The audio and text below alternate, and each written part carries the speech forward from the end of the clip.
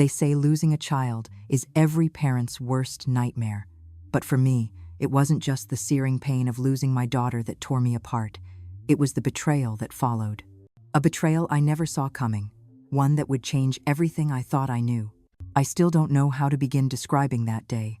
Olivia's funeral was everything I feared, and at the same time, nothing like I expected. There's no guide for this kind of loss, the sudden, unexpected death of your only child. It felt as if the floor had been pulled out from under me, leaving nothing but the cold, hard reality of what had happened. Olivia was only 40, so full of life, so full of promise. And yet, there I was, standing at the front of a room full of mourners, looking at her coffin. There was a strange emptiness inside me, like a part of me had been ripped away, never to return. I felt like I should have been sobbing uncontrollably, but I couldn't. All I could feel was a hollow ache, a void. But there was something else that made the day almost unbearable. Something that gnawed at me and made everything worse. Aaron, my son-in-law, was acting like a man who had just lost a stranger, not his wife. He barely spoke. His eyes never welled with tears. He wasn't grieving, not in any way I recognized. He was, for lack of a better word, indifferent. At first, I thought maybe it was just the shock of everything. Maybe he was in denial. But as the hours went by, I couldn't shake the unease that kept creeping in. He wasn't even trying to hide it. His focus seemed to be on something else entirely. His phone, his watch, anything but his wife's memory. I stood at the back of the room, watching him, trying to make sense of it. Something was profoundly wrong, and I couldn't quite place it. My heart ached for Olivia, but it also ached with confusion and dread about Aaron's behavior. He didn't even seem to care about the people who were there to mourn her. He was just cold. Later that evening, after most people had gone home and I was left alone in the quiet of my house, I started to go through some of Olivia's things. Letters, old photos, memories of better times. Anything to make the silence less deafening. That's when I found it. A stack of bank statements with withdrawal receipts marked in red ink. The number that jumped out at me was $300,000. Withdrawn from the joint account I shared with Olivia. For a moment, I couldn't breathe. My chest tightened as I reread the figures, trying to make sense of them. It wasn't just a simple transfer. This felt like a theft. And worse still, it had been done in Olivia's name, using her identity to access funds she hadn't authorized. I felt a surge of emotions I couldn't easily untangle. Was it anger, betrayal, fear, a swirling mixture of everything? Aaron had taken money from her account just hours after her death, just as we were burying her, and he hadn't even had the decency to be discreet about it. I didn't know what to do next. I didn't have any proof beyond the paper in my hand, but it felt like a heavy weight in my chest. That night, as I sat at the kitchen table trying to process the shock, the phone rang. The voice on the other end was unfamiliar, yet urgent. "You need to be careful with Aaron," the voice said. "He's not being honest with you. He's hiding something, and it's bigger than you think." The line went dead. I sat there for a long time, the phone still pressed to my ear. Whoever had called didn't leave a name, and there was no way to trace the call. But I couldn't shake the feeling that this was the beginning of something much darker than I could have ever imagined. What was Aaron hiding? What had he done? I had no answers, only more questions. And as much as I tried to push them aside, the truth was starting to seep through. There was something deeply wrong with the way Aaron had been acting, and I couldn't ignore it anymore.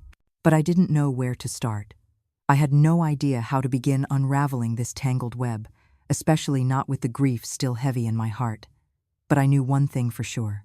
There was more to Olivia's death than just an accident.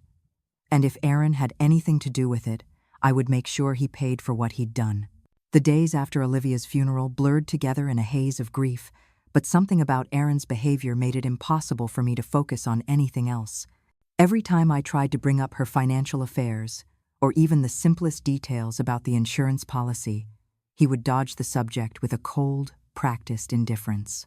His words were polite, but there was no warmth in them. It was as if Olivia had never been real to him. He wasn't grieving, he was just going through the motions. I tried to shake it off at first. Grief does strange things to people, and maybe Aaron was just trying to cope in his own way. But I couldn't escape the nagging feeling that something wasn't right. My mind kept drifting back to the $300,000 he had taken from our joint account, money that should have been for Olivia's future, for our family. It felt like a betrayal of the highest order. And the way he acted, avoiding the conversation, made me more certain by the day that he was hiding something. That's when I decided to visit Olivia's house. I had to do it, even though I knew it would break me all over again.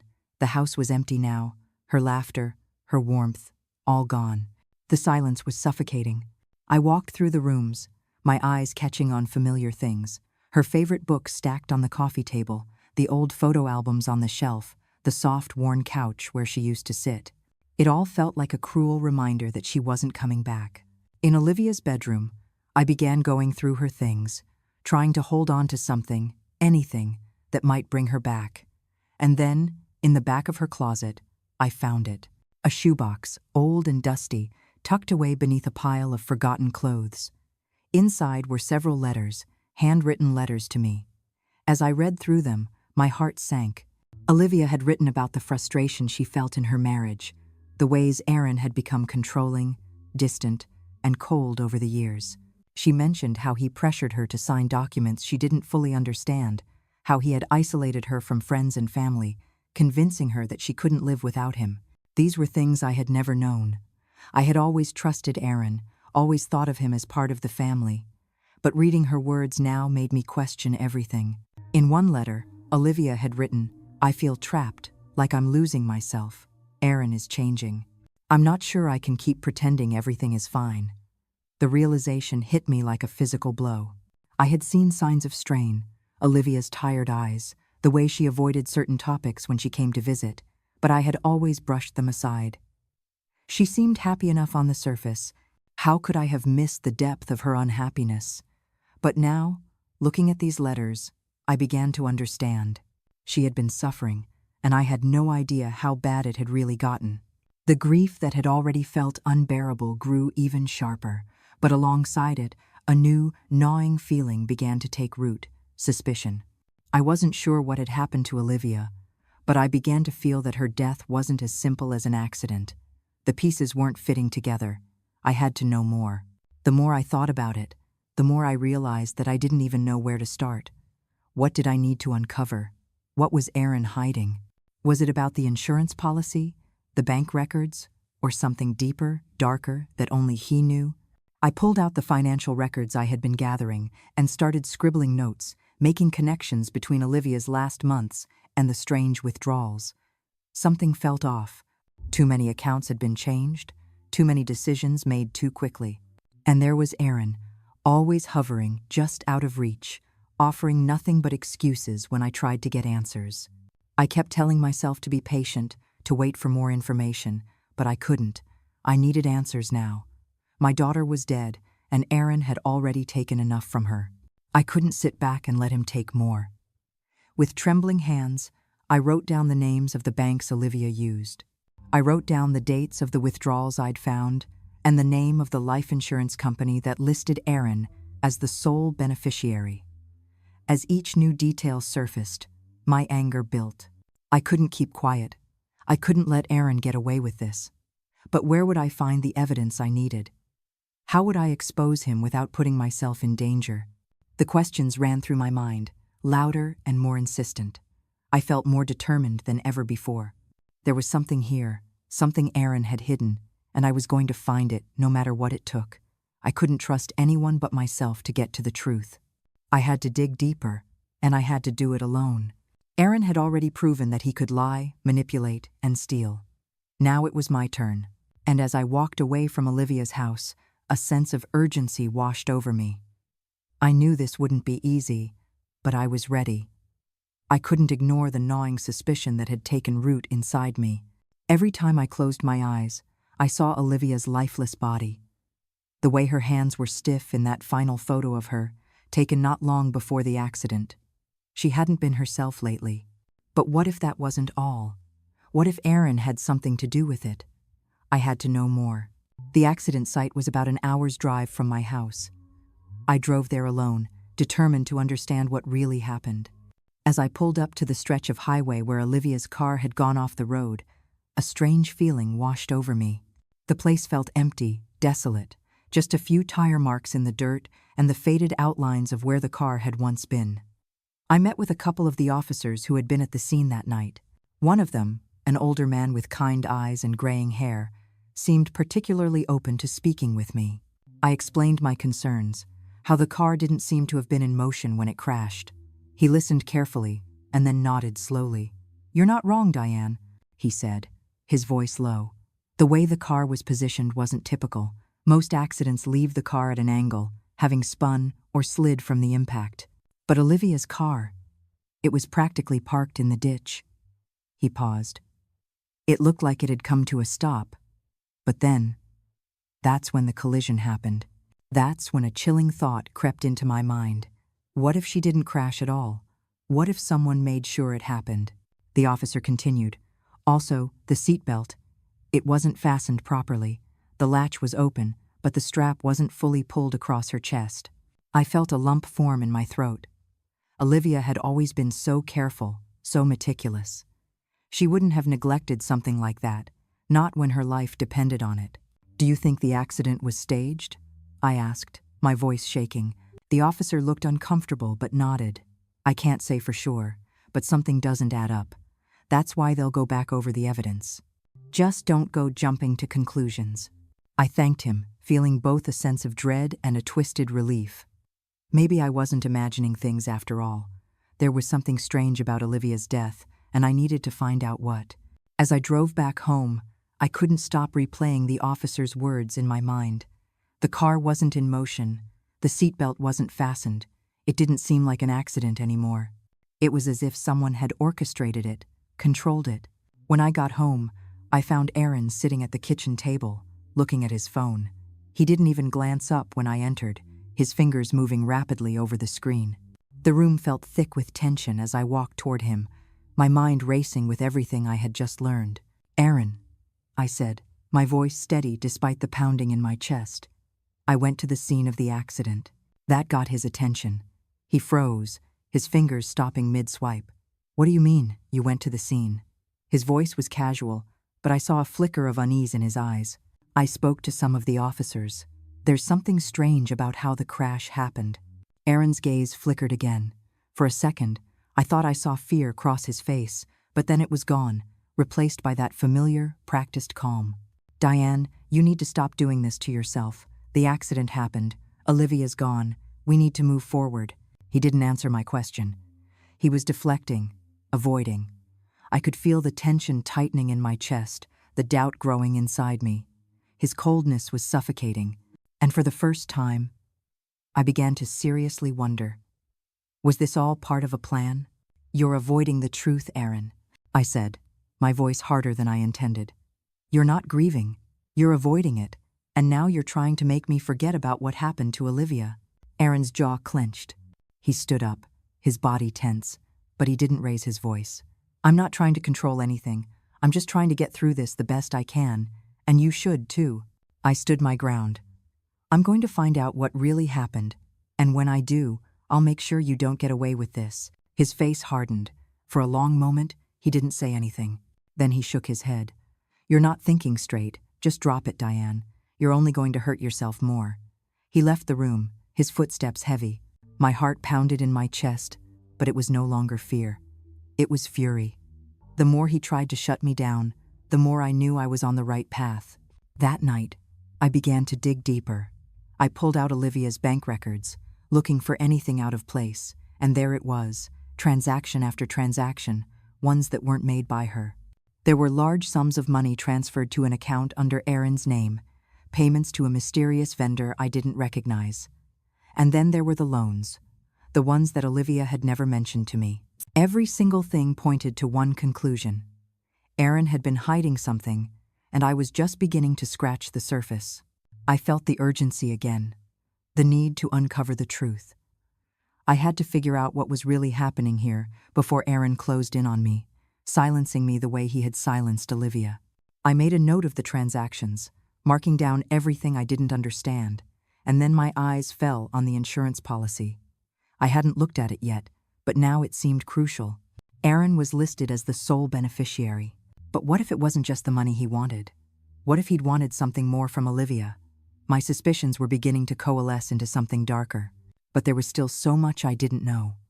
I had to dig deeper. I had to find every piece of the puzzle. I just couldn't let Aaron get away with it. The weight of everything was starting to feel unbearable. The truth was out there. I could feel it, but it was slipping through my fingers with every passing day. I needed something concrete, something I could hold on to. I called a lawyer, someone who could help me navigate this mess. I needed guidance, someone who could help me put the pieces together.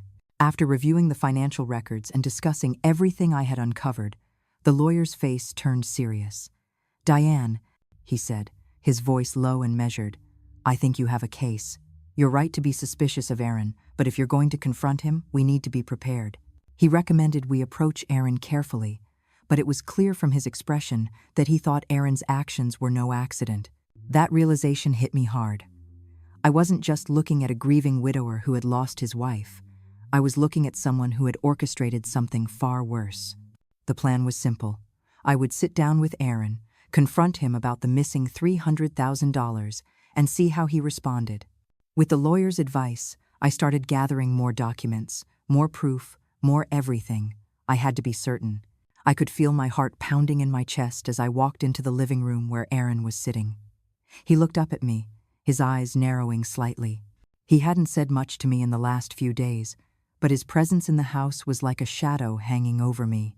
"Aaron," I began, trying to keep my voice steady, "I need to talk to you about the $300,000 that was withdrawn from our joint account." His reaction was instant. He tensed up, his jaw clenching as his eyes shot up to meet mine. "What the hell are you talking about, Diane? You're acting crazy. The money is mine now. Olivia's dead. It's over. We need to move on." He practically spat the words. I could feel the anger rise in me, but I forced myself to remain calm. "Aaron, you don't get to decide what's over. Not when you've been hiding things from me. Not when you're trying to keep me in the dark about what really happened to Olivia." His face twisted, and his voice rose. "You're being irrational. Olivia's dead, Diane. We have to move on with our lives. You're just making this harder for everyone." I stepped closer, keeping my voice low but firm. "What I'm making harder is your lies, Aaron. You think I'm just going to forget that money, that $300,000 you took from our account? No, I'm not forgetting, and I'm not going to let you manipulate me." He stood up abruptly, backing away from me. "You have no idea what you're talking about. Olivia and I had a plan, and it's none of your business anymore." His words hit me like a slap to the face. "A plan? What plan? You've been lying to me? You've—" "Aaron," I said, my voice shaking but resolute. "You're hiding something, and I'm going to find out what it is." He laughed bitterly, shaking his head. "I don't need to explain myself to you. I don't owe you anything." His words were cutting, but they only strengthened my resolve. The lies, the coldness, it was all part of something far darker than I had imagined. Later that day, I did what I had to do. I dug deeper into Aaron's past. What I found made my stomach turn. There were multiple loans in his name, huge amounts of money, all unpaid. The stress of debt was written all over the records. But more troubling was the number of times Aaron had used falsified documents to cover up his failures. It wasn't just negligence, it was deliberate. He had lied and forged documents for years, getting himself deeper into debt with every passing month. I called the banks. I called the creditors. I pieced it all together. And the more I found, the more I understood just how deep his lies ran. Aaron wasn't just an opportunist.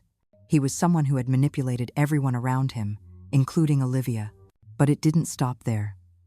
I started speaking to some of Olivia's closest friends, people I had trusted for years. And that's when I learned a truth I had never expected. Olivia had been planning to leave Aaron. Weeks before the accident, Olivia had confided in her closest friends that she was finally making plans to leave him.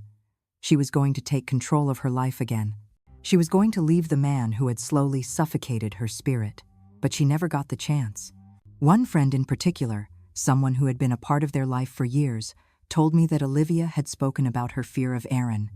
She was afraid that he would never let her go. The friend even mentioned that Olivia had been looking at apartments, planning her exit strategy in secret. I was shocked, my heart breaking for the daughter I had known, my strong, determined girl who had been trapped in a marriage she didn't deserve. But it all made sense now. The signs I had missed, the behavior I had overlooked. Olivia hadn't just been a victim of circumstance, she had been a victim of Aaron.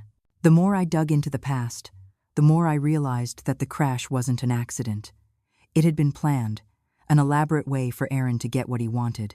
Aaron had seen her as a way to escape his mounting debts, to start over with a clean slate. He had taken everything from her, including her life. I couldn't shake the image of her sitting in the car, trapped, unable to escape. I began to wonder, was the crash orchestrated to make it look like a mistake? Was that what Aaron wanted? To take Olivia's life, secure the money, and finally be free?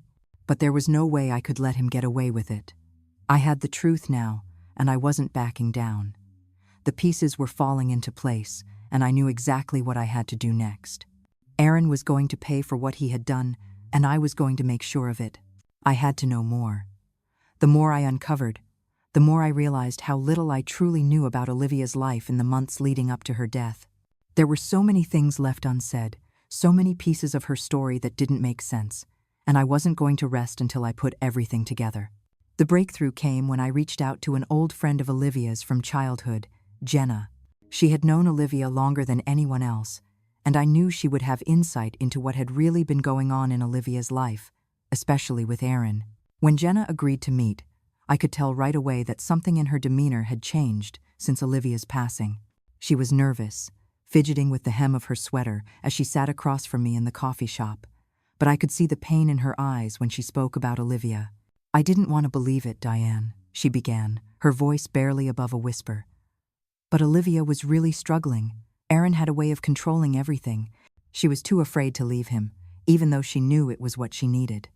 I don't know how it started, but over time, he got more and more possessive." My heart sank as I listened to her. Jenna told me about the changes in Olivia's behavior, how she had stopped going out with friends, stopped calling as much, and how she'd often cancel plans at the last minute. The controlling side of Aaron was something Jenna had seen firsthand. "Olivia tried to leave him once," Jenna said, her eyes tearing up. "She was planning to, but when she told him she wanted a break, Aaron lost it. He didn't just get angry, Diane. He scared her. She told me she felt trapped." I sat back, shocked and broken-hearted. How had Olivia felt so alone? How had I not seen it? The picture was becoming clearer, but the pain of knowing that Olivia had been trapped in a relationship she felt powerless to escape was unbearable. The worst part was hearing that Olivia had been so close to leaving, so close to freeing herself from the prison Aaron had built around her, only to be silenced forever. But there was more.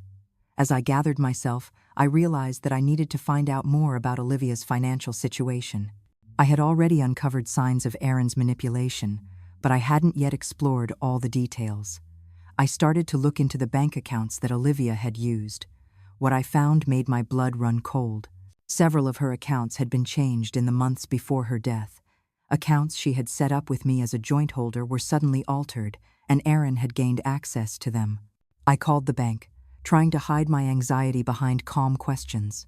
The manager hesitated before telling me that there had been a series of transactions made from Olivia's account, each one larger than the last. Some of them had been transferred to Aaron's name, and as I dug deeper, I discovered something worse. There were withdrawals made from the account that appeared to have been forged. I could hardly breathe as the truth began to take form. The man I had trusted, the man I had treated like family, had been taking Olivia's money without her consent. But this was more than just theft. It was betrayal. He had manipulated Olivia into giving him control, forging her name, and taking what didn't belong to him. The bank manager also confirmed what I already feared. Aaron had gained access to the life insurance policy Olivia had taken out years ago. And guess who was the sole beneficiary? Aaron. It wasn't just about money anymore. It was about control. It was about a man who had orchestrated everything to secure his future. And Olivia's death had been his ticket. I could barely contain my rage. How could he do this? How could he kill his own wife, the woman he was supposed to love, just to escape his debts and secure a life of luxury? The more I uncovered, the more I realized the extent of his manipulation. I knew I had to do something. I couldn't let him walk away with everything. My heart broke as I thought of Olivia, how she had trusted him, how she had loved him, and yet he had taken everything from her, including her life. I had to find a way to expose him, to make sure he paid for what he had done. As I sat there staring at the paperwork, a sense of urgency consumed me. The pieces were all there, scattered in front of me, but they needed to be put together, and I needed to do it before Aaron could destroy any more of Olivia's legacy. I wasn't going to rest until I uncovered every last secret Aaron had buried. This wasn't just about money anymore. It was about justice for Olivia, for the woman who had suffered in silence, and for the life she could never get back. I was no longer content with keeping everything to myself. The weight of my discoveries was suffocating, and I needed someone else to know the truth. I needed to share what I had found, to let others see what Aaron had done, not just to Olivia, but to all of us. I started with the family, the closest relatives, the ones who had known Aaron almost as long as I had. I gathered them one evening, hoping for support, for someone to stand with me. I tried to explain everything, the missing money, the forged documents, the life insurance policy, but their reactions were not what I expected. Some of them, particularly Aaron's side of the family, dismissed it. "You're exaggerating, Diane. Aaron's been under a lot of stress. You're grieving, and sometimes you just start seeing things that aren't there." Their words stung. They didn't understand. They didn't want to understand. But I couldn't back down. I wasn't imagining this. I wasn't seeing things. I was uncovering the truth, no matter how hard it was to face. A few family members did seem concerned, though. One cousin of mine, who had always been close with Olivia, asked to see the bank statements. She was quiet as she looked over everything, and I could see the concern in her eyes as she scanned the details. "This is bad, Diane. Really bad," she said quietly, almost to herself. But even she wasn't ready to go up against Aaron. I was on my own in this. The family wasn't going to help me. If I was going to get justice for Olivia, I'd have to do it myself. The tension hung in the air like a storm waiting to break. I couldn't just sit back anymore, pretending that everything was going to be fine. Aaron had stolen from Olivia, and the more I learned, the more I realized that he had been planning this for a long time. That night, after dinner, I received another anonymous phone call. The voice on the other end was quiet, almost a whisper, as if they were afraid to be heard. "Aaron's been in trouble with the law before," the voice said. "Fraud, embezzlement, he's done it all. He's good at hiding it, but the truth's out there." The words hit me like a punch. I had suspected Aaron was hiding things, but this confirmation, the fact that he had a history of fraud, pushed me over the edge. I had to find out more. I couldn't do this alone anymore. The next day, I hired a private investigator. I couldn't trust anyone else. I needed answers, and I needed them fast. The detective I hired was professional and no nonsense. He dug into Aaron's past, looking for any sign of financial misconduct, and what he found confirmed my worst fears. Aaron wasn't just a man who had stolen from his wife, he was a serial manipulator. The detective uncovered several instances of Aaron being involved in fraudulent activities over the years. From falsifying documents to embezzling money, it seemed like it was second nature to him. The more I learned, the more I realized that his entire life had been one big lie. But the most shocking discovery came next. Aaron had been trying to sell Olivia's house.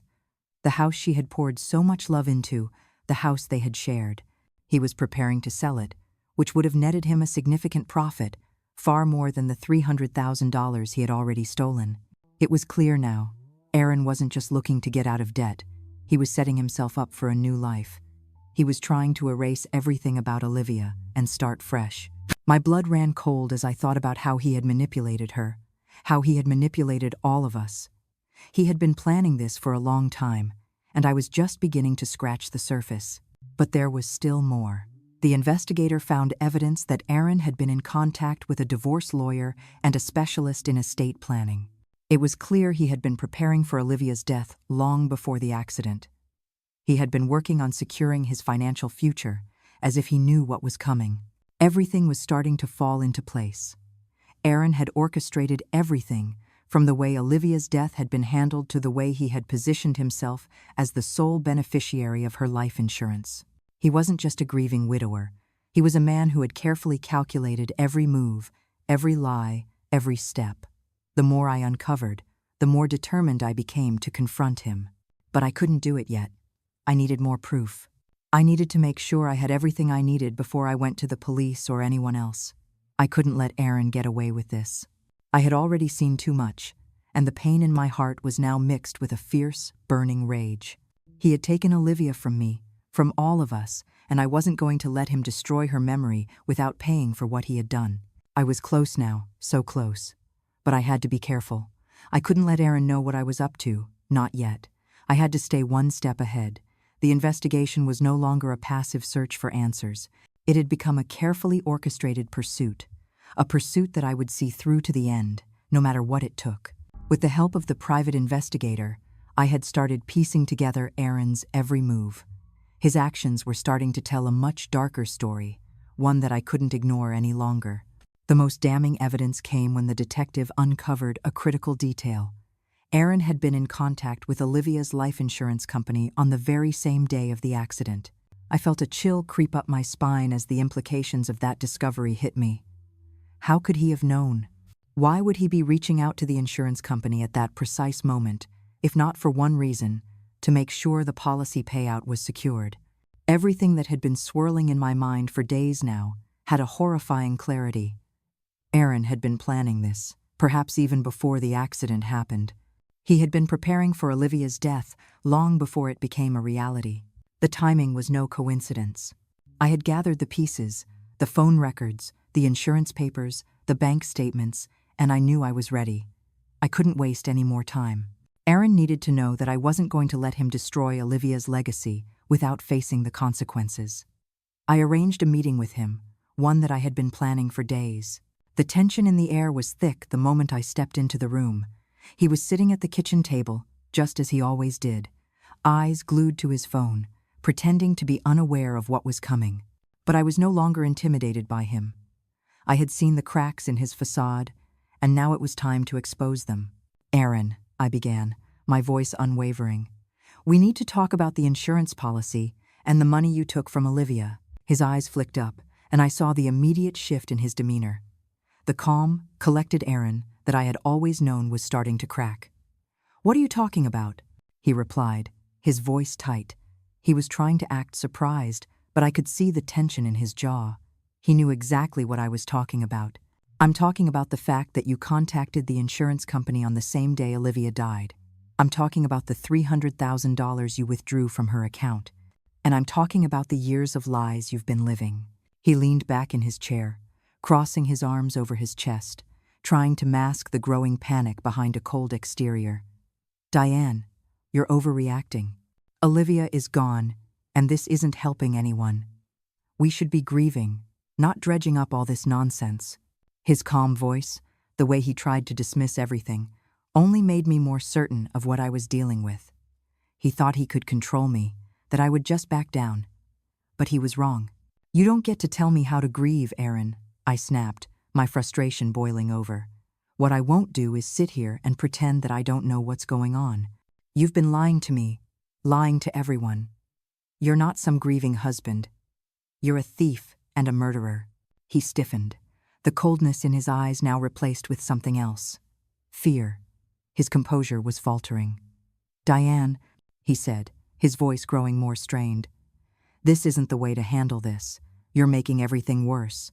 You're tearing this family apart." But I wasn't buying it, not anymore.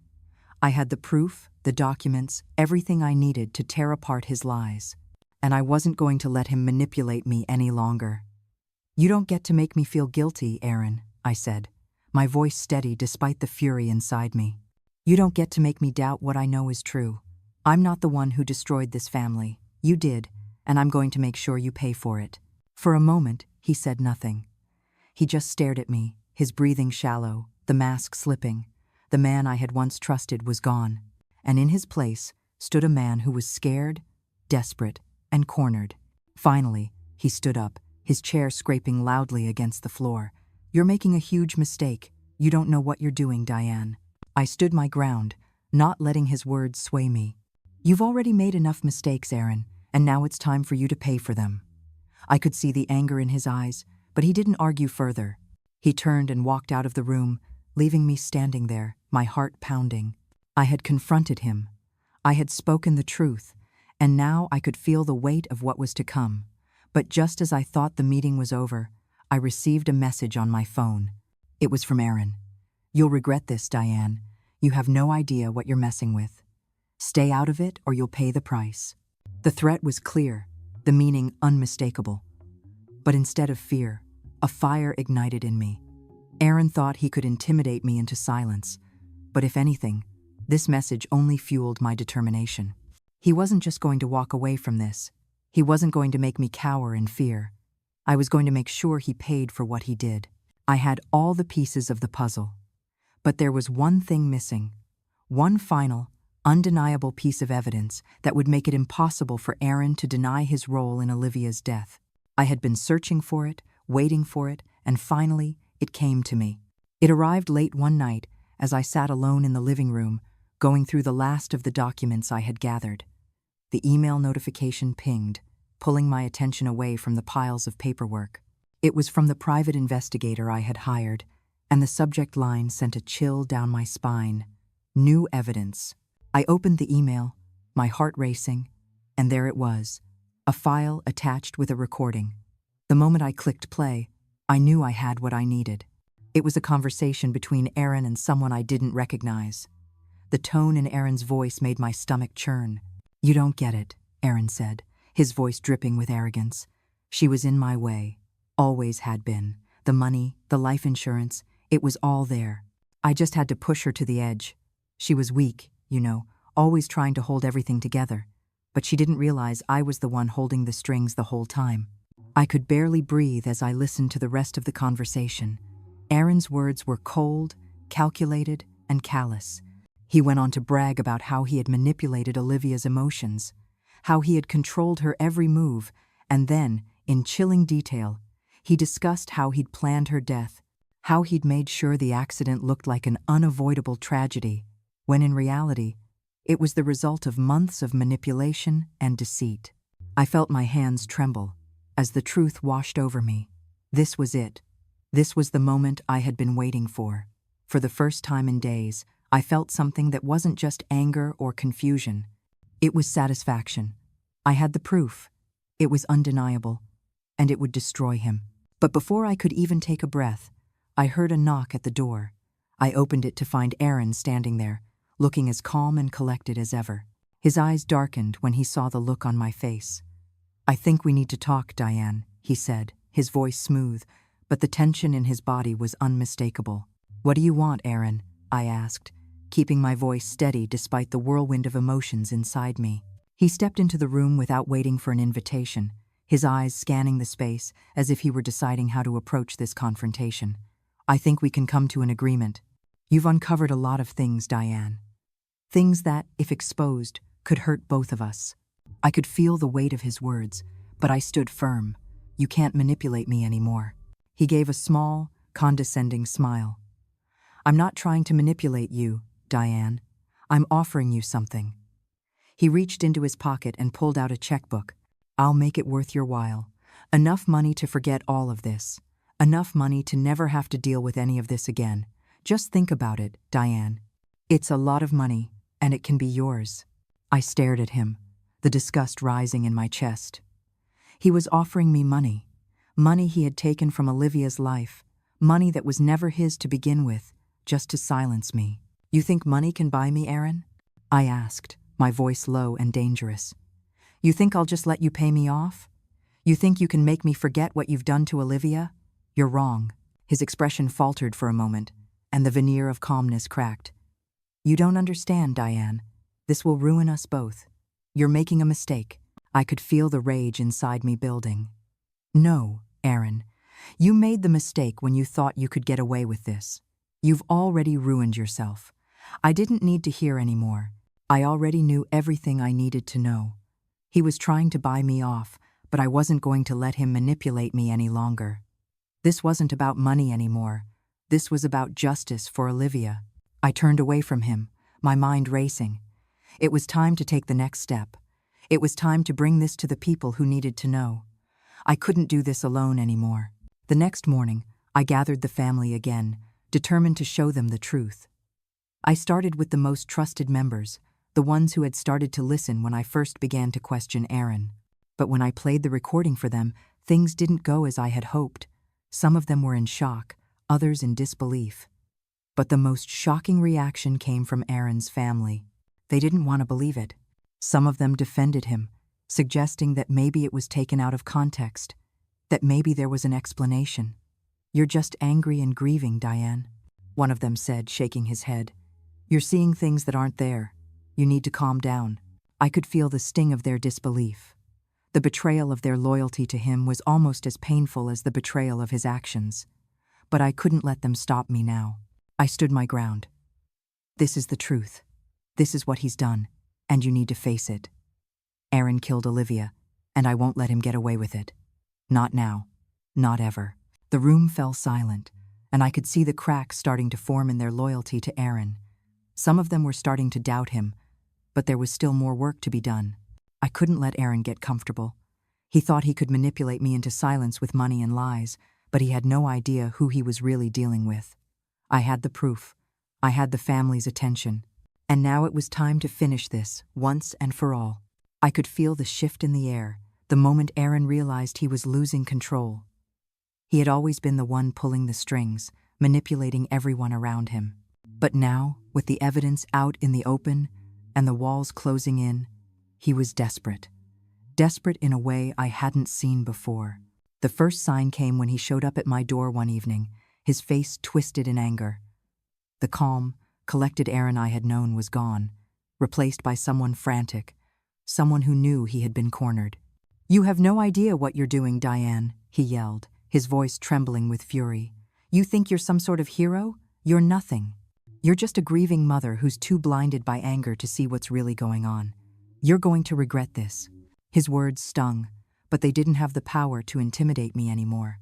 He was losing his grip, and I was starting to feel a sense of grim satisfaction watching it happen. "I don't care what you think, Aaron.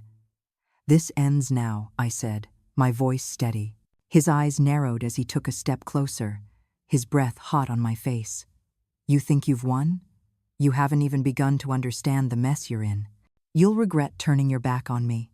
You'll regret everything." I stood tall, refusing to back down. "It's too late for threats, Aaron. Your lies are exposed. It's over." I could see him falter for a split second, his fear slipping through the cracks of his arrogance, but he quickly masked it with anger again, his eyes wild. "You think the family will stand by you? You think anyone's going to believe you over me? You're just one woman against all of them." His words were meant to weaken me, but they only made me stronger. I had already seen through his manipulations.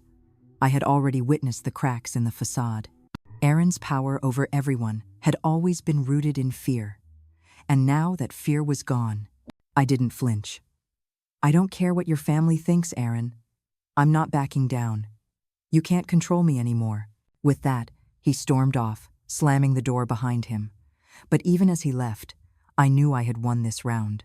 The strength of my resolve was growing, and with every word he spoke, I felt the power shift into my hands. In the following days, Aaron's behavior became more erratic. He started avoiding people, withdrawing into himself. He was no longer the confident man who had once manipulated his way through life. Now he was desperate, trying to find a way out, but there was no escape. The web he had so carefully woven was starting to unravel, and no amount of manipulation would save him now. I, on the other hand, was prepared. With the help of my allies, friends, family, and the private investigator who had uncovered Aaron's darkest secrets, I began organizing the evidence, the bank records, the phone conversations, the insurance policy, the forged documents. It was all there, and I wasn't going to let it go to waste. Every day, I felt more empowered. Aaron had thought he could destroy Olivia's life and steal from her. But he had underestimated me. I wasn't just a mother seeking justice. I was a force that couldn't be silenced, no matter how much he tried to intimidate me. I had my own plans now, and they didn't involve fear. They involved action. I spent days preparing the documents necessary for the trial, making sure everything was in order. The pieces were in place, and all I needed to do was take the next step, bring him to justice. Aaron, meanwhile, was growing more frantic. I could see the cracks in his composure when we crossed paths. He was trying to maintain the illusion that he was still in control, but his confidence was gone. It was clear that he was scrambling, trying to think of a way out, but he knew as well as I did that there was no way out of this. His isolation grew. The more desperate he became, the more people distanced themselves from him. The family that had once rallied behind him began to question his actions. Even those who had been closest to him started pulling away, realizing they couldn't defend the indefensible. It was in those moments of growing isolation that I realized something. Aaron was finished. He had no one left to rely on but himself, and even that was slipping away. The control he had once held over everyone was now gone, and I felt a deep, satisfying sense of justice wash over me. The closer I got to the trial, the stronger I felt. Every time I looked at the evidence, every time I reviewed the lies he had told, I felt more powerful. I had spent too long being manipulated by him. But not anymore. Now it was his turn to face the consequences. I was ready for the final confrontation. I had the truth on my side, and I was going to make sure it came to light, no matter how hard Aaron fought against it. The end was near, and I would not let him escape. The moment had arrived. My heart pounded as I stepped into the conference room, flanked by my allies, friends, legal counsel, and even a few family members who had finally come around to seeing Aaron for who he really was. The room was silent, tense with anticipation. It was a pivotal moment. Everything I had uncovered, everything I had fought for, was about to come into the light. Aaron was already there, sitting at the table, trying to appear calm, but I could see the tightness in his shoulders, the nervousness in his eyes. For once, he was not in control. He knew it. I knew it. And the time for games was over. The attorney representing me spoke first, setting the tone. Mr. Aaron Jacobs, we are here today to present the irrefutable evidence that shows your role in the death of Olivia Jacobs, as well as your financial manipulation and fraud. You are not the victim here. You are the perpetrator. Aaron shifted uncomfortably in his chair, but he remained silent, his fingers twitching at the edges of the table. He was trying to gather himself, to maintain his facade of innocence. But I knew it was only a matter of time before the truth broke him. The lawyer continued. And with a steady hand, I placed the evidence in front of Aaron: bank statements, insurance policies, phone records, and the most damning piece of all, the recording of his conversation about how he had orchestrated Olivia's death for financial gain. Aaron glanced at the papers, but when his eyes fell on the recording transcript, he went pale. "What is this? You can't possibly think this is real," he sneered, his voice low, but tinged with panic. I met his gaze, refusing to look away. "It's all real, Aaron. Every word, every lie you've told, it's right there. You've been lying to everyone, including me. But you can't lie your way out of this anymore."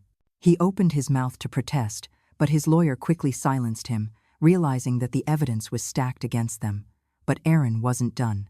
He still tried to cling to the illusion of control. "This is all just some sick plot, Diane," he said, his voice cracking. "You've gone too far. These recordings, these papers, this is all lies. You've made it all up to destroy me. You're just angry because I'm moving on. Olivia is gone, and now you want to tear down everything I've built." His words were desperate, but I could see the cracks beginning to form. The anger that had been simmering inside me for so long was boiling over. I stood up, trembling, but determined. "You didn't move on, Aaron," I said, my voice rising. "You killed her. You destroyed her just like you destroyed everyone else around you. Olivia was your victim. She was my daughter. She trusted you. You controlled her life. You manipulated her into believing that she had no one, that she couldn't survive without you. And in the end, you took her life because she dared to break free. That's not moving on. That's murder." The room fell silent. I could hear the collective intake of breath from the others present, but I didn't care. I had held this inside me for so long, and now, finally, I was letting it all out. The anger, the betrayal, the heartbreak. "You think you've won, Aaron?" I continued, my voice shaking with rage. "You think you've gotten away with it? You took everything from Olivia, her life, her love, her future, and for what? For money? For power? You'll never get away with it. Not now. Not ever." Aaron was shaking now, his mask of confidence completely gone. He stood up, his face twisted in fury, but I could see the panic in his eyes. He was losing. He had lost. "I didn't do it. You can't prove anything," he shouted, his voice echoing through the room. His hands trembled as he pointed at the documents. "These aren't real. This is all some conspiracy to take everything from me. You'll regret this, Diane." His words were empty, hollow threats. The evidence was undeniable. And as the reality of the situation hit him, he sank back into his chair, his hands pressed to his face in defeat. The tension in the room was suffocating. Aaron had no more lies left to tell. The shock on his face was evident as he realized that he had lost control, that he was no longer the one holding the power. I stood there breathing heavily as my lawyer addressed the room. "The evidence against Mr. Jacobs is irrefutable. We will proceed with charges for the murder of Olivia Jacobs, as well as for his numerous acts of financial fraud." I felt a weight lift off my chest. The justice I had fought so hard for was finally within reach. Aaron's lawyer attempted a final defense, but it was too late. The room knew the truth, and there was no denying it. As I looked at Aaron, sitting there defeated, I felt no satisfaction. I felt only a hollow sense of relief. Justice was finally being served, but it didn't bring Olivia back. Nothing could. But I had kept my promise. I had exposed him. I had made him pay for what he had done. And as I left the room, walking away from the wreckage of his life, I knew I had done everything I could to honor Olivia's memory. The courtroom was cold, sterile, like a place where hope went to die. Every detail in the room felt like it was closing in on me. The rows of chairs, the harsh fluorescent lights, the sound of the gavel echoing in my ears. Aaron was sitting across from me, still pretending to be the man who had everything under control. But I could see it, the cracks, the desperation. He was no longer the confident man who had once manipulated every person around him.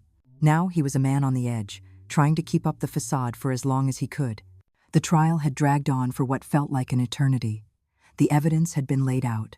Every fraudulent transaction, every forged signature, the recording of his confession. And it was clear that Aaron had no way of getting out of this. But even knowing that the truth was on my side, I couldn't shake the fear of standing up there, of facing him directly, the man who had killed my daughter, who had stolen her life and everything she had worked for. When it was finally time for me to take the stand, I felt my legs tremble. I had practiced what I would say, rehearsed it 100 times, but the reality of it all hit me like a wave. I took my seat, my hands shaking slightly as I held the documents in my lap and looked across the room at Aaron. His eyes locked with mine, and for a split second, I saw a flicker of something. Maybe regret, maybe fear, but it was gone as quickly as it came. The prosecutor asked me to recount the events, to explain how Aaron had manipulated me, how he had taken advantage of Olivia, and how he had planned her death. The words felt heavy on my tongue, each one a painful reminder of the woman I had lost. I kept my voice steady as I spoke, my heart racing with every word. "I trusted him," I said, my voice breaking. "He was my son-in-law, and I loved him like a son. But what he did to Olivia, it's beyond anything I could have ever imagined. He didn't just take money from her. He took her life. He took everything." Aaron's defense attorney tried to discredit me, to paint me as an angry, grieving mother who was seeking vengeance. He accused me of fabricating everything, of twisting the truth to punish a man who had already suffered enough. "He's not guilty of murder," the defense argued. "This is just a case of a family tragedy, and Diane is blinded by grief. She doesn't see the full picture. She's looking for someone to blame." But it didn't matter. The evidence was too strong. The truth was too clear. The jury wasn't swayed by his words, and neither was I. Finally, the judge called for a verdict. As he read the charges aloud, fraud, embezzlement, and most devastatingly, the murder of Olivia Jacobs, the weight of it all settled over me. I felt numb, detached from everything around me. I had never wanted to be in this position, to have to testify against someone I once considered family. But here I was. The judge's voice was steady as he pronounced the sentence. "Aaron Jacobs, you have been found guilty of all charges. You will serve a prison sentence of 25 years to life for the murder of Olivia Jacobs, as well as additional time for your financial crimes. The room fell into stunned silence. I could barely breathe as I processed what had just been said. Aaron was going to pay for what he had done. The justice I had fought so hard for was finally here. But when I looked at Aaron, sitting there, his face pale and stricken with disbelief, I didn't feel satisfaction. I didn't feel triumph. What I felt was something I wasn't prepared for, a bittersweet sense of relief mixed with the unshakable ache of loss. Aaron had taken Olivia from me, and nothing could change that. No amount of justice, no sentence, no prison term would ever bring her back. It wasn't enough. Nothing would ever be enough. As I left the courtroom, surrounded by friends and family who had stood by me, I realized something I had been avoiding all along. Justice couldn't heal the wound in my heart. It couldn't undo the damage Aaron had caused. Olivia was gone, and no punishment could ever change that. But it had to be enough. The world would now know what Aaron had done. The truth would be out. Olivia had been taken from me, but she wouldn't be forgotten. Her death wouldn't be in vain. And as the door to the courtroom closed behind me, I finally allowed myself to feel the weight of everything. The relief, the sadness, the grief. I had won. But the victory felt hollow. I had done what I could. Now it was time to begin the long road of healing. The months after the trial passed in a blur, and with each day, the heaviness in my chest lessened. I had fought for justice, and now I could finally breathe.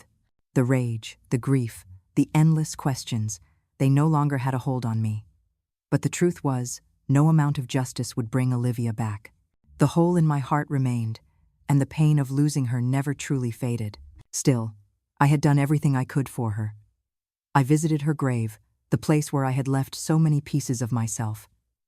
Standing there, I said my final goodbye, not in anger, not in regret, but in acceptance. I let go of the bitterness and the guilt that had consumed me for so long. For the first time in a long while, I felt at peace. I had found closure. It wasn't the end of the journey. It was a new beginning. I was stronger now, wiser, and more determined to live the life Olivia would have wanted for me. Justice had been served, and the truth had been revealed. That was enough. And with that, I walked away from the past, finally free to move forward. Thanks for listening. Don't forget to subscribe, and feel free to share your story in the comments. Your voice matters.